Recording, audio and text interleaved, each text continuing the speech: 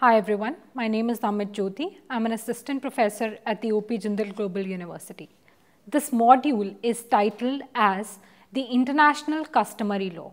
As discussed in the previous module, in order for a norm to qualify as customary international law, two requirements are to be fulfilled. One, a general state practice, and two, the conviction that this practice is legally required, which is opinio juris. Now let us look at these two requirements in detail. The first, which is a general state practice. The International Court of Justice, or ICJ, has stated that a general state practice, in order to constitute an international customary law, it must be constant and uniform. This implies that a certain passage of time is required, and during that period of time, what matters is the consistency in the way in which a particular matter is handled. However, when it comes to human rights law, the practice will usually have evolved over a long period of time. Also, there is no set number of states which must have adopted such a practice in order to be known as a general state practice. But the practice of all the states in this world need not be looked at either. With respect to the passage of time, in the North Sea continental shelf case, the International Court of Justice explained, and I quote, "The passage of only a short period of time is not necessarily or of itself a bar to the formation of a new rule of customary law. Yet, an indispensable requirement would be that within the period in question, short though it might be, state practice, including that of state whose interests are specifically affected, should have been both extensive and virtually uniform, and moreover should have occurred in such a way as to show a general recognition that a rule of law or legal obligation involved." Now, since international law regulates the relationship between states, the practice that is relevant for establishing a rule of customary law is therefore the practice of states in relation to each other or to the other recognized international actors such as international organizations. However, when it comes to the creation of customary international law in the field of human rights, the practice of a state in relation to its own citizens is of much more significance. However, this has its own drawbacks. The reason being that states usually paint a very bright picture of their nations, whatever the ground reality may be within them.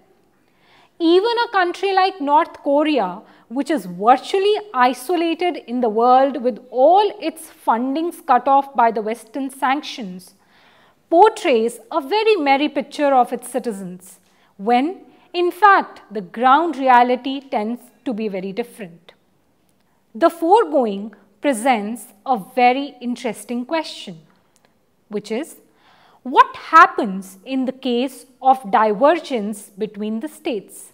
When the state's assertion of the existence of a particular rule of customary law and their practice is inconsistent with it.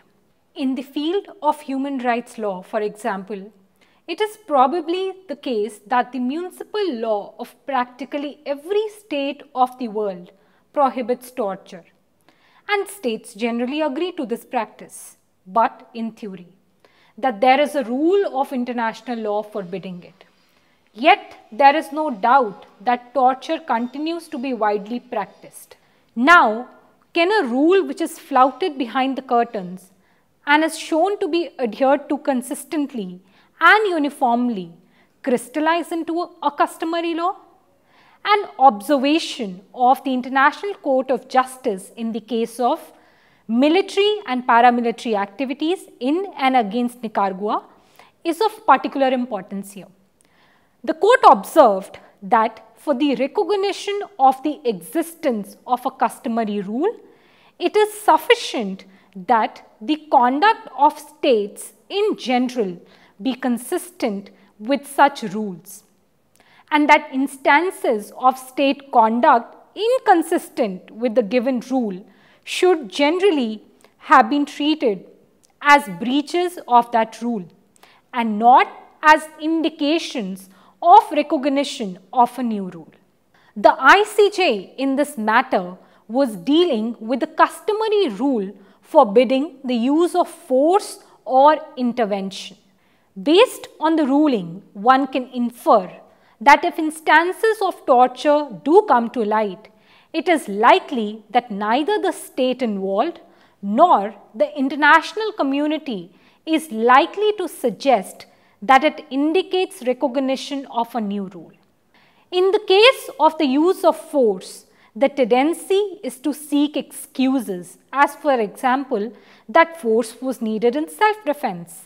And on this, the court commented further, stating, if a state acts in a way prima facie inconsistent with the recognized rule, but defends its conduct by appealing to exceptions or justifications contained within the rule itself, then whether or not the state's conduct is in fact justiciable on that basis, the significance of that attitude is to confirm rather than to weaken the rule. Now, the question is, where does one find the evidence of practice by states? This question too does not have a very straightforward answer.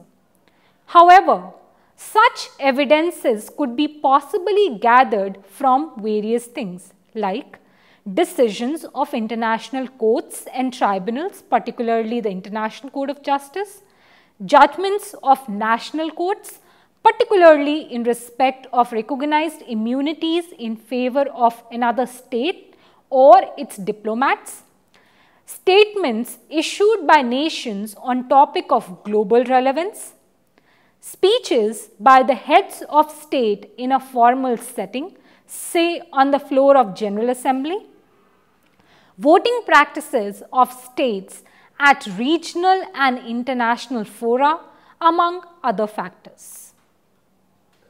The next criteria is opinio juris. Opinio juris means that an action was carried out by a state. It thought it had a legal obligation to do so. Now, in addition to a general state practice as we just discussed, it is necessary to demonstrate that states are engaging in a consistent practice because they feel that they are under a legal obligation to do so. It is important to note in this regard that a mere social usage will not suffice for this purpose. It has to be proved that the state's actions are inspired by the rule of law alone. With respect to opinio juris, the International Court of Justice has observed in the case of North Sea Continental Shelf, which was between the Federal Republic of Germany versus the Netherlands, it stated that to establish custom, the frequency or even habitual character of the acts is not enough. There are many international acts, for example, in the field of ceremonial and protocol, which are performed almost invariably, but are motivated only by considerations of courtesy, convenience or tradition, and not by any sense of a legal duty. In fact, in the case concerning jurisdictional immunities of the state, the International Court of Justice had the opportunity to particularly elaborate upon the observations it made in the North Sea Continental Shelf case. In this case, Italy was arguing for a qualification of the immunity recognized for states in respect of acts and relied on alleged state practice in support.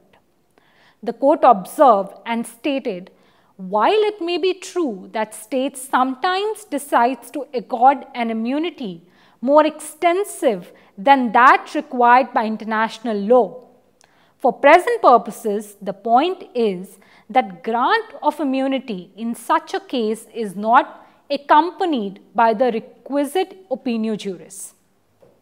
The court in this case therefore recognized the fact that an international act not motivated by any sense of legal duty does not constitute an opinio juris. Now that it is clear to us that what is opinio juris, we shall now move on to our next question, which is how to confirm the existence of an opinio juris. It is not an easy task to find. Why?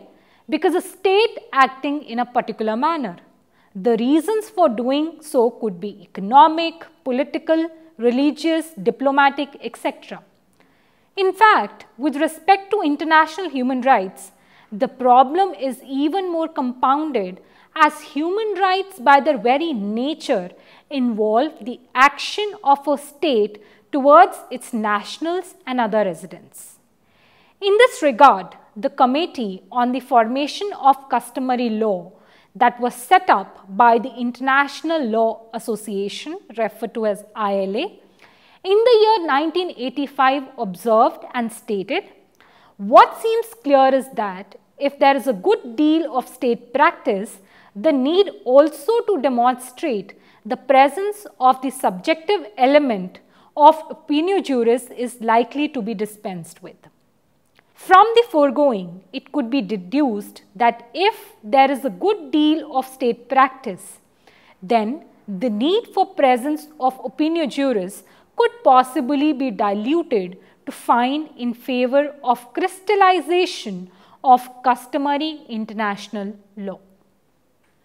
The concept of opinio juris can better be understood by way of an example. Now, in this example, let's assume that in stage 1, the states recognize that a uniform and consistent practice has come into place. Now, in stage 2, the states also recognize that the said uniform and consistent practice flows from a rule of law and has thus become binding practice. Now, here the difficulty arises in finding out when actually does the transition from stage 1 to stage 2 really takes place. It is in this regard that the observations of ILA come into play. To discuss the significance of human rights with customary international law status, here the question of customary law status of international human rights has over the years become less significant in light of explosive growth in the treaty ratifications which are specifically dealing with human rights.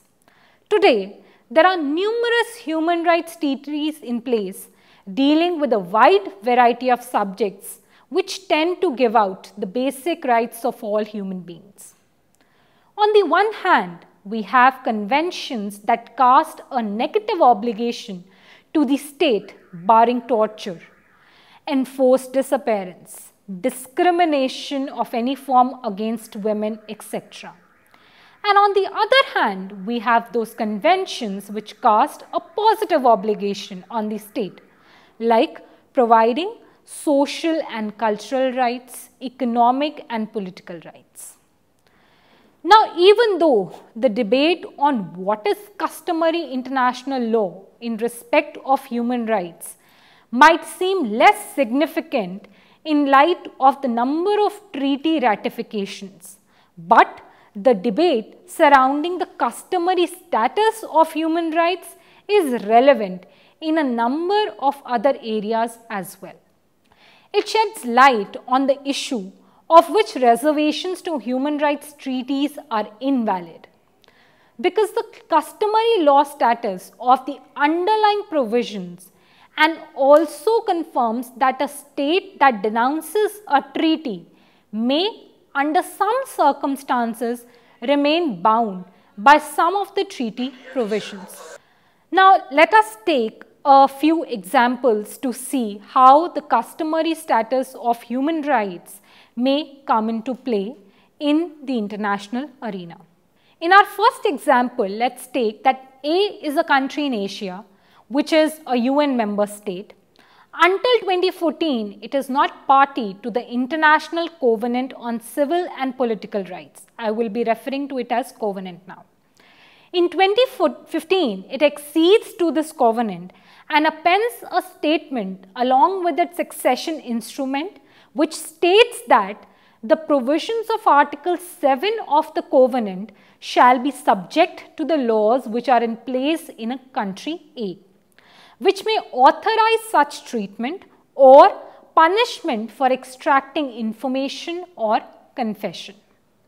Now, Article 7 of the covenant says that no one shall be subjected to torture or to cruel, inhuman or degrading treatment or punishment. However, the reservation made by country A says that its own laws may authorize torture or cruel treatment for extracting information or confessions. Therefore, the current laws or the future laws of country A are directly conflicting with Article 7 of the covenant. Now, in this scenario, the international community could argue that prevention of torture is a customary norm of international law, and accordingly, such a reservation made by country A is void or illegal or inadmissible. In our second example, let's say that if country A is party to a covenant from 1970 and in 2000, let's assume that it withdraws its membership, then it may not formulate legislation which violate Article 7 of the covenant, as prevention of torture has attained a level of customary norm of international law. So therefore, the question of applicability of a human right as a customary law can arise at a domestic level as well. Now again, to take an example, Article 25 of the Continuation of the Federal Republic of Germany reads, and I quote, "The general rules of international law shall be an integral part of federal law. They shall take precedence over the laws and directly create rights and duties for the inhabitants of the federal territory," unquote. Now this provision shows that the customary international law will take precedence over the domestic laws of Germany. This implies that the passage of any domestic law is barred in Germany, which is in direct conflict with customary international law. Similarly, the Supreme Court of India has played an active role in recognizing norms of customary international human rights. In the case of Vellore Citizens Welfare Forum versus the Union of India, a public interest litigation was filed by Vellore Citizens Welfare Forum against the pollution which was being caused by the enormous discharge of untreated effluents by tanneries and other industries in the state of Tamil Nadu. The Supreme Court in this case held, we have no hesitation in holding that sustainable development as a balancing concept between ecology and development has been accepted as a part of the customary international law, though its salient features have yet to be finalized by the international jurists. Thus, human rights with customary law status is an important area to be discussed. The International Court of Justice has explicitly recognized the customary law status of the prohibition of genocide. In reservations to the Convention on the Prevention and Punishment of the Crime of Genocide, while giving an advisory opinion to the General Assembly of the United Nations Organization, the court held that the principles underlying the convention are recognized by civilized nations as binding on states, even without any conventional obligation. It further noted that the Convention on the Prevention of Genocide was intended to be universal in scope, with its purpose being purely humanitarian and civilizing. The court in this advisory opinion also noted that the contracting states do not have any individual advantages or disadvantages nor interests of their own, but merely a common interest. The foregoing language of the court indicates how it strongly felt about the prohibition of genocide as a norm of customary status.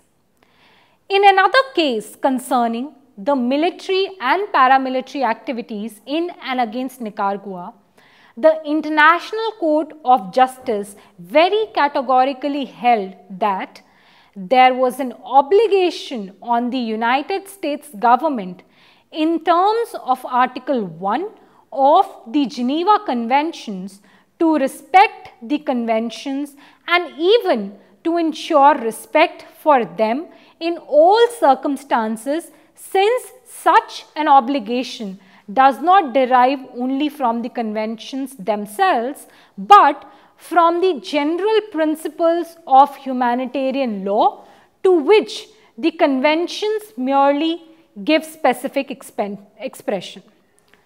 The court then went on to add that the United States is thus under an obligation not to encourage persons or groups engaged in the conflict in Nicaragua to act in violation of the provisions of Article 3 common to the 4 Geneva Conventions. The common Article 3 of the 4 Geneva Conventions in part provides that the following acts are and shall remain prohibited at any time and in any place whatsoever with respect to the above mentioned persons. That is, violence to life and person, in particular murders of all kinds, mutilation, cruel treatment and torture, taking hostages, outrages upon personal dignity, in particular humiliating and degrading treatment, further the passing of sentences and the carrying out of executions without previous judgment that is propounded by a regularly constituted court, affording all the judicial guarantees which are recognized as indispensable by civilized people. Thus, in the foregoing decision, the ICJ explicitly recognized the prevention and prohibition of half a dozen crimes as customary law status, thereby giving an impetus to the international human rights regime. In addition, according to the restatement of the Foreign Relations Law of the United States that was codified by the American Law Institute, which is a leading independent organization in the United States that produces scholarly work to clarify, modernize and improve the law, the following human rights violations are prohibited by customary law when practiced, encouraged or condoned as a matter of state policy. These rights are genocide, slavery or slave trade, the murder or causing the disappearance of individuals, torture or other cruel, inhuman or degrading treatment or punishment, prolonged arbitrary detention, systematic racial discrimination, or a consistent pattern of gross violations of internationally recognized human rights. Furthermore, the Human Rights Committee, which was tasked with the monitoring of the International Covenant on Civil Political Rights, has also come up with its own list of human rights that represent the customary international law of human rights.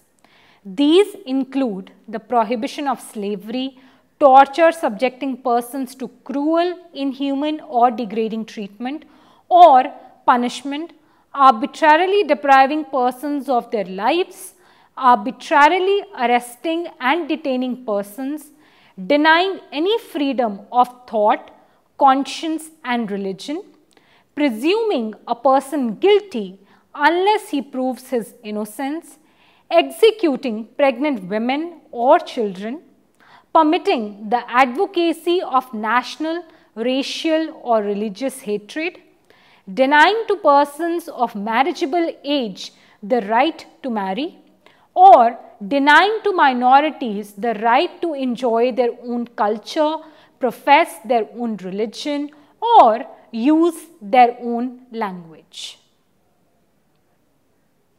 Thank you for listening to this module.